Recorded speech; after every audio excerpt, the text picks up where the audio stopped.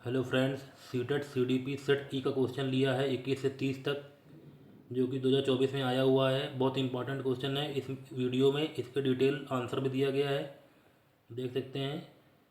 तो स्टार्ट करते हैं। अब क्वेश्चन ए दिया है, भय और तनाव का वातावरण बनाना छात्रों को सचेत और हरदम तैयार रखता है और सार्थक सीखने को सुसाधित करता है। कारण आ रहा है, अधिगम केवल बाहरी कारकों द्वारा नियंत्रित होता है। 4 विकल्प दिए हैं, इसमें से देखते हैं कौन सही है। आंसर देखते हैं। सही उत्तर 4 सही है, ए और आर दोनों गलत हैं। आसान भाषा में समझे। अवगतन ए दिया है, भय और तनाव का वातावरण छात्रों को सचेत रखता है और सार्थक सीखने में मदद करता है। यह गलत है, क्योंकि जब छात्र डर या तनाव में होते हैं तो उनका ध्यान सीखने की बजाय डर पर केंद्रित हो जाता है। वे खुलकर प्रश्न नहीं पूछते, गलतियां करने से डरते हैं और उनकी रचनात्मकता भी कम हो जाती है। उदाहरण, यदि शिक्षक हमेशा डांटते रहें तो छात्र उत्तर देने से डरते रहेंगे।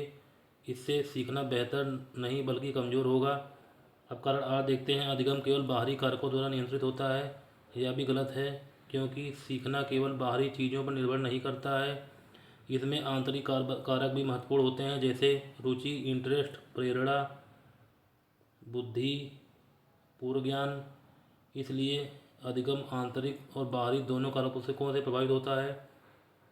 अब ट्रिक देखते हैं। डर इक्वल टू सीखने में बाधा, सीखना इक्वल टू आंतरिक प्लस बाहरी कारकों का परिणाम। इसलिए अवगतन ए भी गलत है और कारण आर भी गलत है।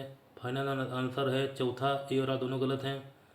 क्वेश्चन 22 देखते हैं, नई अवधारणाओं को पढ़ाने के लिए निम्नलिखित में से कौन सी प्रभावी रणनीतियाँ हैं। 4 ऑप्शन दिए हैं। पहला, उदाहरण प्रस्तुत करना। दूसरा, गैर उदाहरण प्रस्तुत करना। तीसरा, अवधारणाओं के बीच संबंधों के बारे में सोच को बढ़ावा देना।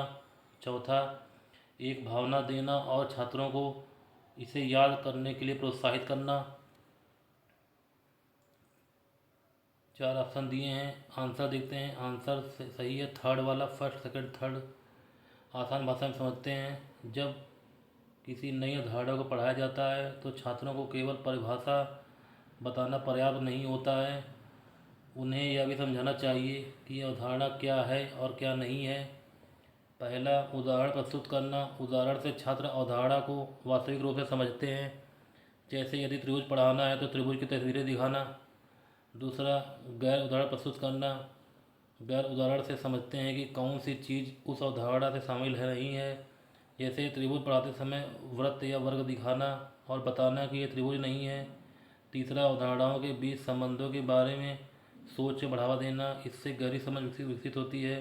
जैसे त्रिभुज और चतुर्भुज में क्या अंतर है और क्या समानता है, ये सब चर्चा करना।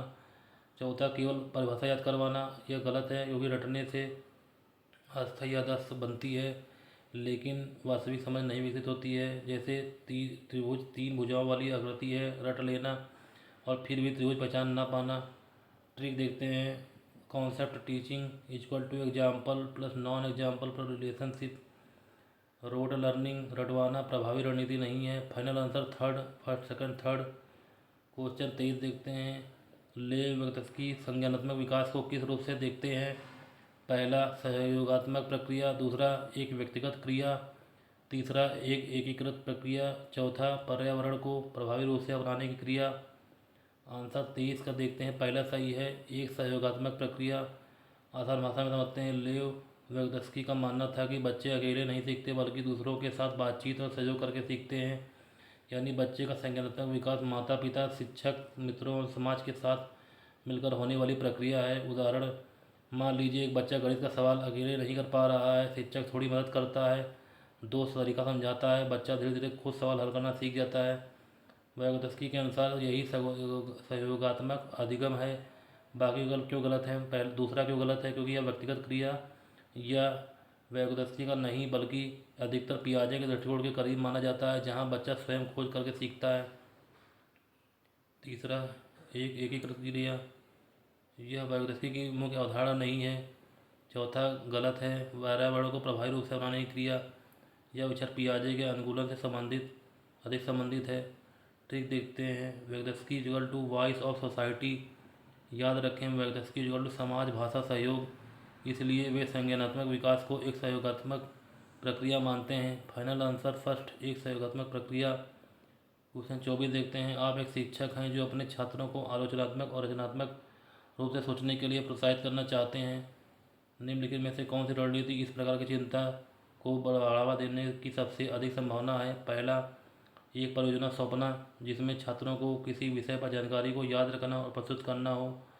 दूसरा, छात्रों को उनके अपने समाधान खोजने के लिए खुले सिरे वाले प्रश्न प्रदान करना। तीसरा, छात्रों को उनके ज्ञान का आकलन करने के लिए बहुविकल्पी परीक्षण देना। चौथा, विषय पर व्याख्यान देना और छात्रों को विस्तृत नोट्स प्रदान करना। आंसर 24 देखते हैं, सही उत्तर सेकंड है, छात्रों को उनके अपने समाधान खोजने के लिए खुले सिरे वाले प्रश्न प्रदान करना। आसान भाषा में समझते हैं, प्रश्न में कहा गया है कि शिक्षक छात्रों में आलोचनात्मक और रचनात्मक सोच विकसित करना चाहता है। ऐसी सोच तब विकसित होती है जब छात्रों को खुद सोचने, तर्क करने और नए विचार खोजने का अवसर मिलता है। सेकंड क्यों सही है? खुले सिरे वाले प्रश्न ऐसे प्रश्न होते हैं जिसका केवल एक निश्चित उत्तर नहीं होता है। उदाहरण, यदि आपके स्कूल सुधारने की जिम्मेदारी हो तो आप क्या बदलाव करेंगे और क्यों? इस प्रकार के प्रश्न में छात्र स्वयं सोचते हैं, तर्क देते हैं, नए विचार प्रस्तुत करते हैं, विभिन्न समाधान खोजते हैं। यही आलोचनात्मक और रचनात्मक चिंतन है। बाकी विकल्प क्यों गलत है? पहला गलत है क्योंकि जानकारी, पहला ऑप्शन है जानकारी याद करना और प्रस्तुत करना, यह गलत है क्योंकि इसमें मुख्य रूप से रटने पर जोर दिया गया है, सोचने और नए विचार बनाने का अवसर कम मिलता है। तीसरा, बहुविकल्पीय परीक्षण, यह भी गलत है। यह ज्ञान जांचने के लिए अच्छा है लेकिन रचनात्मक और गहरी सोच विकसित करने के लिए प्रभावी नहीं है। चौथा गलत है, केवल व्याख्यान और नोट देना, इसमें छात्र अधिकतर सुनते हैं, सक्रिय रूप से सोचने और समाधान खोजने का अवसर कम मिलता है। Critical creative thinking equal to open ended question, जब छात्र क्यों, कैसे, आप क्या करेंगे जैसे प्रश्नों पर सोचते हैं तब उनकी सोचने की क्षमता सबसे अधिक विकसित होती है। फाइनल आंसर 2, छात्रों को उनके अपने समाधान खोजने के लिए खुले से वाले प्रश्न प्रदान करना। 25वां देखते हैं क्वेश्चन, पिज़ा ने विश्लेषण किया कि उसे विषय जेड सीखने की तुलना में विषय एक्स सीखने में अधिक समस्याएं आती हैं क्योंकि वह विषय जेड में रुचि रखती है और उस पर ध्यान केंद्रित कर रही है। निम्नलिखित में से कौन सी संरचना पिज़ा की सोच का विश्लेषण करने की क्षमता का वर्णन करता है? पहला, आदि संज्ञान, दूसरा स्मृति, तीसरा संज्ञान, चौथा संज्ञानात्मक संघर्ष। आंसर 25 देखते हैं, सही ज्ञान उत्तर पहला, आदि संज्ञान।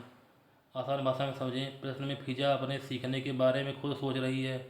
वह कहती है, मुझे विषय एक्स सीखने में ज़्यादा कठिनाई हो रही है जबकि जेड आसानी सीख रही हूँ क्योंकि मुझे जेड में रुचि है और उसमें मैं ज़्यादा ध्यान देती हूँ। यहाँ फिजा केवल पढ़ नहीं रही है बल्कि समझ रही है कि वह कैसे सीख रही है और किस कारण से बेहतर या कमज़ोर प्रदर्शन कर रही है। यही अधिसंज्ञान कहलाता है। अधिसंज्ञान क्या है? आप अपने सोचने और सीखने की प्रक्रिया के बारे में सोचना, अर्थात मैं कैसे सीखता हूँ, मुझे कहाँ कठिनाई हो रही है, कौन सी रणनीति मेरे लिए बेहतर काम कर रही है, इन बातों का विचार करना ही अधिसंज्ञान है। उदाहरण, यदि कोई छात्र कहे मैं सुबह पढ़ता हूँ तो मुझे जल्दी याद होता है लेकिन रात में ध्यान नहीं लग पाता, तो वह अपने सीखने की प्रक्रिया को विश्लेषण कर रहा है, यह अधिसंज्ञान है। बाकी विकल्प क्यों गलत हैं? दूसरा, स्मृति गलत है क्योंकि यह केवल जानकारी को याद रखने की क्षमता है। यहाँ फिजा याद नहीं कर रही है बल्कि अपनी सीखने की विश्लेषण कर रही है। तीसरा, संज्ञान गलत है क्योंकि संज्ञान का अर्थ है सोचना, समझना, सीखना आदि, लेकिन अपने सोचने के बारे में सोचना अधिसंज्ञान कहलाता है। चौथा गलत है, संज्ञानात्मक संघर्ष, जब यह तब होता है जब पुरानी और नई जानकारी में टकराव हो। प्रश्न में ऐसा कुछ नहीं है। Trick meta equal to about self, metacognition equal to thinking about your own thinking. फिजा अपने सीखने और कठिनाइयों का कारण समझ रही है, इसलिए अधिसंज्ञान का उदाहरण है। फाइनल आंसर फर्स्ट, अधिसंज्ञान। क्वेश्चन 26 देखते हैं, निम्नलिखित में से कौन सा कथन नैदानिक आकलन के उद्देश्य का उपयुक्त वर्णन करता है? पहला, विद्यार्थियों को अपने सहकर्मियों के काम का समालोचनात्मक आकलन करने का अवसर प्रदान करना। दूसरा, विद्यार्थियों के अवरोधित स्वरूप की पहचान करना और उनकी आवश्यकताओं के अनुसार एक व्यावसायिक निर्देशन कार्यक्रम तैयार करना। तीसरा, शिक्षकों को उनके शिक्षण विधियों के बारे में प्रतिपुष्टि प्रदान करना। चौथा, उन क्षेत्रों की पहचान करना जहाँ से विद्यार्थियों को अतिरिक्त सहायता या निर्देश की आवश्यकता हो सकती है। आंसर देखते हैं, चौथा सही है, उन क्षेत्रों की पहचान करना जहाँ विद्यार्थियों को अतिरिक्त सहायता या निर्देश की आवश्यकता हो सकती है। आसान भाषा में समझें, नैदानिक आकलन का अर्थ है विद्यार्थियों के सीखने में आने वाली कठिनाइयों का पता लगाना। इसका उद्देश्य है कि जानना होता है कि छात्रों को किस विषय में या कौशल में समस्या आ रही है, उसकी कमजोरी कहाँ है, उसे किस प्रकार की अतिरिक्त सहायता की जरूरत है। उदाहरण देखते हैं, यदि एक छात्र गणित की बार बार गलती कर रहा है तो शिक्षक नैदानिक आकलन करके पता लगाता है कि समस्या का जोड़ घटाव या किसी अन्य अवधारणा में है, फिर उसी के अनुसार मदद करेगा। बाकी विकल्प क्यों गलत है? पहला गलत है क्योंकि सहकर्मियों के काम का समालोचनात्मक आकलन करना, यह ऑप्शन है, यह सहकर्मी मूल्यांकन संबंधित है, नैदानिक आकलन से नहीं। दूसरा ऑप्शन देखते हैं, अभिवृत्ति और व्यावसायिक निर्देशन कार्यक्रम तैयार करना, यह गलत है क्योंकि यह अभिक्षमता, रुचि परीक्षण और करियर मार्गदर्शन से संबंधित है। तीसरा देखते हैं, शिक्षकों को उनकी शिक्षण विधियों पर प्रतिक्रिया देना, यह भी गलत है क्योंकि यह शिक्षक मूल्यांकन या शिक्षण सुधार से संबंधित है। याद करने के ठीक, डायग्नोस्टिक इक्वल टू डायग्नोसिस, पर बीमारी की पहचान। जैसे डॉक्टर बीमारी पहचान कर इलाज करता है, वैसे ही शिक्षक छात्र की सीखने की समस्या पहचान कर सहायता करता है। फाइनल आंसर 4 सही है। उन क्षेत्रों की पहचान करना जहाँ विद्यार्थियों को अतिरिक्त सहायता और निर्देश की आवश्यकता होती है। 27वां क्वेश्चन देखते हैं, हालांकि अंतर समूह व्यक्तिगत भिन्नताओं की संभावना मौजूद है, फिर भी स्वायत्तता और अधिकांश विद्यार्थी पहला उन्नत सामाजिक भावनात्मक पारस्परिकता की उपलब्धि प्राप्त करते हैं, दूसरा उन्नत संवाद की कौशल प्रदर्शित करते हैं, तीसरा दिनचर्या या चरणों की सख्ती से पालन करते हैं, चौथा कल्पनाशील खेल के उच्चतर कौशलों को प्रदर्शित करते हैं।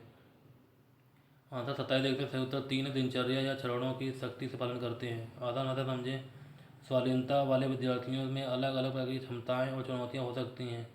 यह बच्चा एक जैसा नहीं होता है, लेकिन बहुत से बच्चों में एक विशेषता देखी जाती है कि उन्हें निश्चित दिनचर्या और तय क्रम पसंद होते हैं। वे एक ही तरीके से काम करना पसंद करते हैं, बदलाव होने पर असहज महसूस करते हैं, काम को निश्चित क्रम में करना पसंद करते हैं। इसलिए 3 दिनचर्या चरणों के सख्ती से पालन करना सही विकल्प है। बाकी विकल्प क्यों गलत है? पहला, उन्नत सामाजिक भावनात्मक पारस्परिकता, यह गलत है क्योंकि शालीनता वाले कई विद्यार्थियों को सामाजिक बातचीत और भावनाओं को समझने में कठिनाई हो सकती है, इसलिए यह सामान्य विशेषता नहीं है। दूसरा, उन्नत संवाद की कौशल, यह गलत है क्योंकि कई विद्यार्थियों में संवाद कौशल में कठिनाई हो सकती है, इसलिए यह सही नहीं है। चौथा, कल्पनाशील खेल के उच्चतर कौशल, यह भी गलत है, कल्पनाशील खेल में भी कई बच्चों को कठिनाई हो सकती है। Trick autism equal to routine reception restricted interest, याद रखें, शालीनता वाले कई बच्चे और बदलाव की बजाय निश्चित दिनचर्या पसंद करते हैं। फाइनल आंसर 3 दिनचर्या या चरणों का सख्ती से पालन करना। क्वेश्चन 28 देते हैं, जीन पियाजे खाली स्थान को खाली जगह मानता है, लेव वैगदस्की खाली स्थान को मानता है। 4 ऑप्शन दिए हैं। आंसर 28 देखते हैं, सही उत्तर पहला है, आत्म केंद्रित वाक संज्ञानात्मक अपरिपक्वता का संकेत, निजी वाक स्वविनियमित में प्रभावी। आसान भाषा में समझे, इस प्रश्न में पियाजे और वैगदस्की के विचारों में अंतर पूछा गया है। पहला, जीन पियाजे का विचार, पियाजे के अनुसार बच्चे जब आत्म केंद्रित वाक करते हैं तो उनकी संज्ञानात्मक अपरिपक्वता को दिखाता है। आत्म केंद्रित वाक्य क्या है? जब बच्चा बोलता तो है लेकिन उसका उद्देश्य दूसरों से बातचीत करना नहीं होता है। उदाहरण, एक बच्चा खिलौने से खेलते हुए खुद ही बोलता रहता है, अब मैं यह कहूँगा करूँगा, अब मैं यह रखूँगा। पियाजे के अनुसार बच्चा अभी दूसरों के दृष्टिकोण को पूरी तरह से समझ नहीं पाता है, इसलिए ऐसा करता है। ले वैगदस्की को विचार, वैगदस्की के अनुसार निजी वाक बच्चे के स्वाभिनियमन में मदद करता है। निजी वाक क्या है? जब बच्चा अपने कार्य को नियंत्रित करने के लिए खुद से बात करता है। उदाहरण, बच्चा गणित का सवाल हल करते समय खुद से कहता है, पहले यह करूँगा फिर अगला चरण करूँगा। यह बात उसकी सोच को व्यवस्थित करने और समस्या हल करने में मदद करती है। बाकी विकल्प क्यों गलत है? 2, 3, 4 गलत है क्योंकि में पियाजे और वैगदस्की के विचारों को अपन बदल दिया गया है। याद रखने का ट्रिक, पियाजे egocentric speech equal to immaturity, आत्म केंद्रित वाक इक्वल टू अपरिपक्वता, Vygotsky private speech self control, निजी वाक स्वविनियमन। Final answer first. क्वेश्चन 29 देखते हैं, प्रगतिशील शिक्षा के हिमायती इनमें से किस कथन के सहमत होंगे? पहला, बच्चे स्वाभाविक रूप से अच्छे होते हैं और समाज उन्हें भ्रष्ट करता है। दूसरा, बच्चे स्वाभाविक रूप से असभ्य होते हैं और उन्हें नैतिक मानव बनाने के लिए सामाजिकरण आवश्यक है। तीसरा, बच्चे सामाजिक, सांस्कृतिक, आर्थिक संदर्भ में पैदा होते हैं और यह पृष्ठभूमि उनके विकास को प्रभावित करती है। चौथा, बचपन एक अलग जीवन चरण है जिसमें बच्चे के रूप में वे क्या है के बजाय वे वयस्क के रूप में क्या बनेंगे ज़्यादा महत्व रखता है। आंसर देखते हैं। 29वां सही उत्तर 3 है, बच्चे सामाजिक, सांस्कृतिक, आर्थिक संदर्भ में पैदा होते हैं और यह पृष्ठभूमि उनके विकास को प्रभावित करती है। आसान भाषा में समझें, प्रगतिशील शिक्षा का मानना है कि बच्चा केवल किताबों से नहीं सीखता है बल्कि उसके अनुभव, समाज, संस्कृति और वातावरण से भी उसका विकास होता है। बच्चे का परिवार, समाज, संस्कृति, आर्थिक स्थिति, आसपास का वातावरण उसकी सोच, व्यवहार और सीखने के तरीकों को प्रभावित करती है। उदाहरण, दो बच्चे अलग अलग वातावरण में बड़े होते हैं, उनके अनुभव अलग होते हैं, इसलिए उनकी सीखने की प्रक्रिया और सोच भी अलग हो सकती है। बाकी विकल्प क्यों गलत हैं? पहला, बच्चे स्वाभाविक रूप से अच्छे होते हैं और समाज उन्हें भ्रष्ट करता है। पहला गलत है क्योंकि यह विचार दूसरे से जुड़ा है, लेकिन यह प्रगतिशील शिक्षा का मुख्य सिद्धांत नहीं है। दूसरा, बच्चे स्वाभाविक रूप से सभ्य होते हैं और सामाजिक जरूरी है। यह विचार बच्चे को नकारात्मक रूप से देखता है, जबकि प्रगतिशील शिक्षा बच्चे को सक्रिय और सीखने योग्य मानती है। चौथा, बचपन में केवल महत्वपूर्ण है कि बच्चा बड़ा होकर क्या बनेगा। प्रगतिशील शिक्षा बचपन को केवल भविष्य की तैयारी नहीं मानती, बल्कि बच्चे के वर्तमान अनुभवों को भी महत्व देती है। Pick progressive education equal to chart experience environment. याद रखें, बच्चा अपना सामाजिक और सांस्कृतिक वातावरण में सीखता है और विकसित होता है। फाइनल आंसर 3 है, बच्चे एक सामाजिक, सांस्कृतिक, आर्थिक संदर्भ में पैदा होते हैं और यह पृष्ठभूमि उनके विकास को प्रभावित करती है। आंसर क्वेश्चन 3 देखते हैं। ऑप्शन ए, प्रत्येक बच्चे के खेलने, प्रयोग करने और अपनी दुनिया की खोज करने के अवसर मिलते हैं। कारण आर, बचपन एक स्वाभाविक निर्माण है। सही विकल्प चुनने 4 ऑप्शन दिए हैं, आंसर देखते हैं। आंसर थर्ड में चौथा सही है, ए और आर दोनों गलत हैं। ए और आर दोनों गलत हैं। आसान आसान समझते हैं। ऑप्शन ए दिया है, प्रत्येक बच्चे को खेलने, प्रयोग करने और अपनी दुनिया की खोज करने के अवसर मिलते हैं। गलत है, क्योंकि हर बच्चे की परिस्थिति समान नहीं होती। कुछ बच्चों को आर्थिक समस्याओं, सामाजिक परिस्थिति, परिवार जिम्मेदारियाँ, अवसरों की कमी के कारण खेलने और समझने के पर्याप्त अवसर नहीं मिल पाते हैं। इसलिए कहना कि हर बच्चे के समान अवसर मिलते हैं सही नहीं है। कारण आर, बचपन एक स्वाभाविक निर्माण है, यह गलत है, क्योंकि बचपन को सामाजिक और सांस्कृतिक निर्माण माना जाता है। अलग अलग समाजों और संस्कृतियों में बच्चेपन का अनुभव अलग होता है। उदाहरण एक, कुछ अलग जगहों पर बच्चों को अधिक स्वतंत्रता और खेल का समय मिलता है, जबकि कुछ जगहों पर उनसे कम उम्र में जिम्मेदारियां निभाने की अपेक्षा की जाती है। इसलिए बचपन सभी जगह एक जैसा नहीं है। याद करने की trick, childhood equal to universal नहीं, सोशल कंस्ट्रक्ट है। हर बच्चे को समान अवसर मिलना जरूरी है। इसलिए फाइनल आंसर 4, ए और आर दोनों गलत हैं। तो फ्रेंड्स, 21 से 30 तक क्वेश्चन हम लोगों ने कर लिया है। तो अगर वीडियो पसंद आया हो तो वीडियो को लाइक कर दें और कमेंट कर दें। धन्यवाद।